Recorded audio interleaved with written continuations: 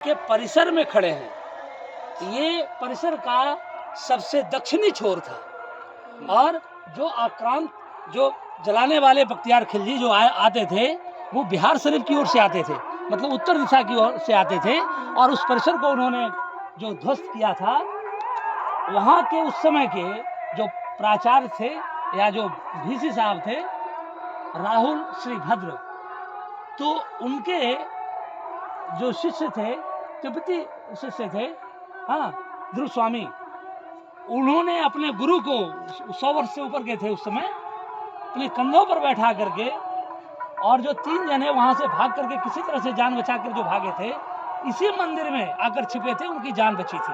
अच्छा। और बिना खाए पिए 7 दिनों तक यही छिपे हुए रहे थे। बाद में जब ताई लोग लूटपाट करके लौट कर चले गए तो यहाँ से निकल करके फिर वहाँ वो जाकर के विद्या दान का अपना जो उनका दायित्व था उनको जारी रखे ताजिंदगी। तो जब कैंपस में ही थे तो यहाँ तक नहीं खोजने आए वो लोग? आतताइयों का काम होता था, चूंकि इतना बड़ा विशाल पुस्तकालय उसको मिला, इतने लोगों का मारकाट वहाँ पर भंते लोग का किया, विद्यार्थियों का किया कि उसका मार कटते कटते मन भर गया और उधर ही से लौट गया था। क्योंकि ये जो परिसर था उस सबसे दक्षिणी छोर पर था। माना जाता है कि नालंदा का जो प्राचीन विश्वविद्यालय था वो नाड़ी गांव है, वहाँ से नारी 12 किलोमीटर में लोग कहते हैं फैला हुआ। संजय सर ने कहा एक्चुअली ये 9 किलोमीटर लंबा, हाँ, और 3 किलोमीटर चौड़ा में प्राचीन नालंदा विश्वविद्यालय फैला हुआ था। और इसकी जो खुदाई हुई है, हमारे जो कर्ता धर्ता, हमारे जो सरकार जो आज़ादी के बाद भी मात्र 1 किलोमीटर इंटू 1 किलोमीटर में खुदाई करके और जय श्री राम उन्होंने कह दिया। वास्तविक इसकी खुदाई होनी बाकी है, नालंदा विश्वविद्यालय का वास्तविक स्वरूप आना बाकी है। यहाँ पर 30 विधाओं की शिक्षण की व्यवस्था थी और प्रिंसिपल या VC वही होते थे जो 30 विधाओं को पढ़ाने में सक्षम होते थे। राहुल श्रीभद्र, शांति रक्षित, ये सब ऐसे प्रधानाध्यापक थे, ऐसे अध्यापक थे, ऐसे पंडित थे जो 30 विधाओं को बताने में, पढ़ाने में सक्षम थे। एक बात और, इसकी लंबाई अगर आज भी जोड़ा जाए तो नाड़ी गांव से लेकर, संजय सर बेहतर ढंग से बता सकते हैं कि ये वर्तमान जो ये ध्वंसावशेष जो है, खंडहर जो है, उससे जहाँ तक मेरी जानकारी कि 4 किलोमीटर और उत्तर में नाड़ी गांव है, तो 4 किलोमीटर वहाँ और तकरीबन 3 किलोमीटर, 7 किलोमीटर का तो हम लोग को एविडेंस अभी दिख रहा है इसकी लंबाई। ये जो यहाँ से जैसे ही हम लोग 1 किलोमीटर उत्तर की ओर बढ़ते हैं तो ये जगदीशपुर गांव है, इसके सटे हुए ज्वाफरडी है। ज्वाफरडी वो जगह है जहाँ पर भगवान बुद्ध के दूसरे सबसे प्रिय शिष्य का जन्म स्थान है, सारिपुत्र, और वो भी प्रणीय जगह है, वंदन की जगह है, अभिनंदन की जगह है। और हम जितने भी यहाँ पर जिज्ञासु हैं, हम लोग को चाहिए कि कम से कम एक बार वहाँ का भी जाकर उस मिट्टी का नमन करें।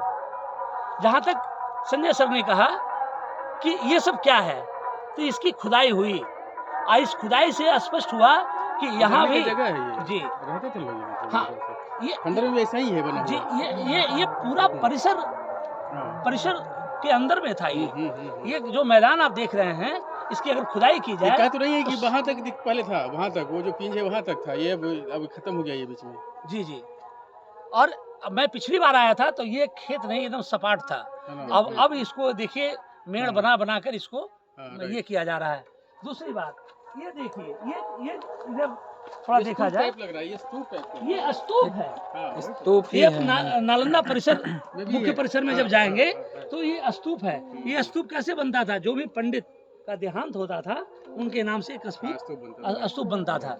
और इन स्तूपों की क्या ये स्थिति बना कर रखी है, इस परिसर का घेरा तक नहीं हुआ है।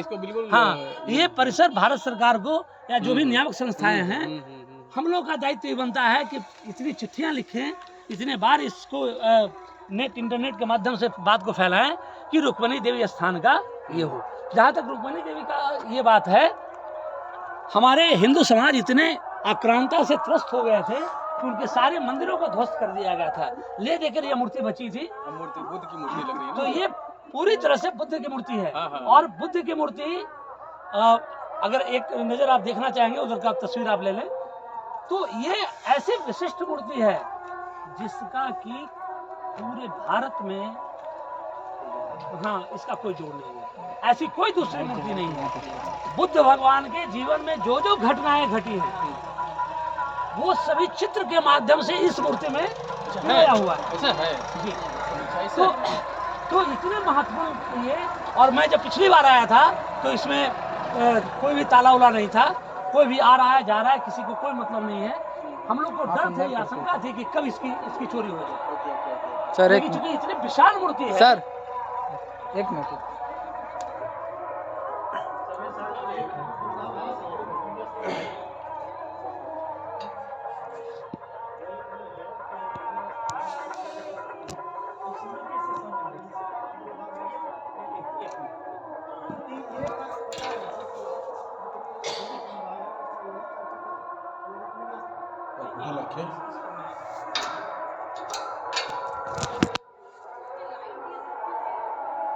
बीच में फिर प्रश्न नहीं करेंगे, आपने जो कर दिया। जी, आपका ये कहना कि स्थानीय लोग इसको रुक्मिणी देवी की मंदिर, माई की मंदिर बोलते हैं, और जो भी पढ़े लिखे लोग हैं उनको ये तो दिखता है कि ये बुद्ध की मूर्ति है। हाँ, अब बुद्ध का पूरा जीवन चरित्र का इसमें वर्णन है मूर्तियों के माध्यम से। आपको ये ध्यान रहना चाहिए कि जब बुद्ध भगवान हुए थे, जब ये परिसर प्राचीन ये विश्वविद्यालय बना था, उस समय बुद्ध की शिक्षा, और बुद्ध एक विष्णु की अवतार माने गए, तो कहीं कोई दुराभास नहीं था, कहीं कोई विरोध नहीं था, सामंजस्य का भाव था। ये जो स्थल है, चूंकि सारे मंदिरों को तो तोड़ दिया गया था, पूजा करने पर लोगों की आपत्ति थी, तो ले देखिए कि स्थानीय लोगों को बस होता था कि जब भी उनके घर में कोई शुभ कार्य हो तो आकर यहाँ पर माथा टेकते थे। वो भोले भाले, सदियों से पीड़ित, वंचित, अपने धार्मिक स्वतंत्रता के लिए लालायित, उन लोगों के लिए जो भी ठिकाना दिख जाता था वहाँ पर प्रणाम कर लेते। मैं एक बात और करना चाहता हूँ, आप सामान्य अगर हिंदू को देखेंगे कि वो अगर एक मस्जिद, एक गिरजाघर के किनारे से भी गुजर रहा है, उसके मन में ऐसा नहीं होता है कि दूसरे धर्म विधर्मियों का है, वहाँ पर ही नमन करके और आगे की ओर बढ़ जाता है। ये हिंदुओं की संस्कृति है, और उस संस्कृति का सर्वाधिक, जब बौद्ध लोग अपने आप को अलग दिखने लगे, लेकिन ये प्रतीक है, ऐसा तिल्हड़ा में भी दिखेगा कि एक ही परिसर में वहाँ पर शिवाला भी है, वहाँ पर बुद्ध की मूर्तियाँ भी है, बुद्ध के लिए घंटियाँ भी बजती है, और वहाँ पर पूजा अर्चना भी होता है। तो बहुत सारे इस प्रदेश में, इस मगध मिल जाएंगे जहाँ पर बौद्धों और हिंदुओं के बीच में सामंजस्य का आपको उदाहरण, साक्षात उदाहरण मिल जाएगा। तिलिया बाबा का मंदिर, तिलिया बाबा का मंदिर वो भी वहाँ भी बुद्ध की पूजा है। हाँ, परिसर से उत्तर में है, और किसी दिन वहाँ चला जा सकता है। ठीक है, बहुत बहुत धन्यवाद, आपने हम लोग को सुना। और कोई जिज्ञासा? यही है कि जो मानने वाले लोग थे वो शायद हिंदू भी इनकी पूजा करना शुरू कर दिया। हाँ, यहाँ की एक और परंपरा है, मंदिरों में, हमारे गांव के मंदिरों में भी बुद्ध की मूर्ति जी है ना।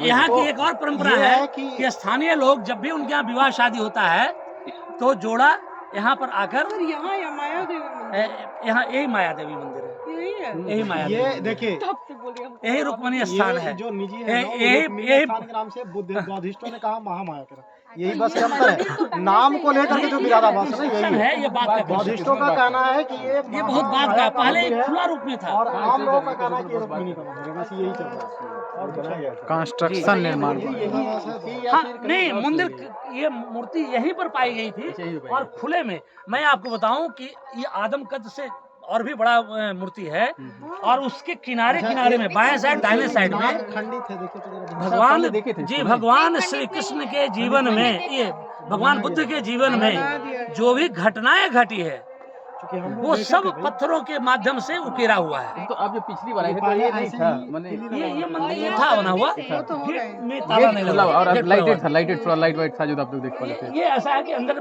मैं दोपहर में आया था, तो वहाँ तो जा लाइट, करके आप अपना फ्लैश करके अच्छा, एक पूरा बार देखा आप था। बताया बात कि नहीं मैं है। गया था, आप जी। देखने के लिए चलूंगा आपको। मतलब ये नहीं उसी समय का, ये उत्खनन करके निकाला गया ये जो है। आप जितनी ऊंचाई आप ये देख रहे इसको भी हैं, करेंगे तो निकलेगा, इसको भी करेंगे तो मुझे निकलेगा। याद है जितनी ऊंचाई ये देख रहे हैं उतनी ऊंचाई पर ही ये है, उसी समय का है कई बार हम लोग आते थे और जो भी पंडित लोग का देहांत होता था विद्वानों का, तो उनके लिए एक स्तूप सब बना दिया जाता, सबके लिए स्तूप बनता था। ये परंपरा रही है नालंदा ये का। खंडर में मिलेगा ऐसा, खंडर के अंदर भी इस तरह का। ठीक है, बहुत बहुत धन्यवाद। तो इसके साथ देखिए ये हम लोग एक पीएचडी के सारे बच्चे आए थे और एक हमने आर्कियोलॉजिकल के पॉइंट ऑफ व्यू से इन सब चीज़ों को देखा। इधर भी मैं कुछ दिखाना चाहता हूँ कि ये कुछ कंस्ट्रक्शन निर्माण पहले कुछ हुए थे, जिनका ये अभी पा रहे हैं कि ये चीज़ें कैसे मतलब थोड़ा सा वो हुई हैं। और ये देखिए कुछ खुदाई शायद की गई थी जिस पे प्लास्टिक लगाया गया है और कुछ ऐसे निर्माण कार्य कुछ स्तूप टाइप से बनाए गए हैं और चीज़ों को थोड़ा सा मतलब ये देखिए कि इधर भी मैं दिखाता हूँ कि इसके आसपास की चीज़ें हैं कि किस तरीके से एक अव्यवस्थित रूप से फैली हुई हैं और ये डे बाय डे ख़त्म होने की जा रहा है।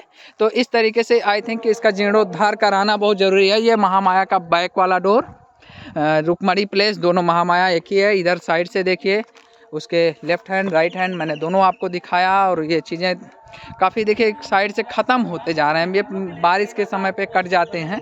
तो और मैं पुनः मंदिर का पूरा स्ट्रक्चर दिखाता हूँ। ये गेट, ये और ऐसा करते हुए ये एक उसका ओवरव्यू और ये उसका पूरा ऑल ओवर ओवरव्यू।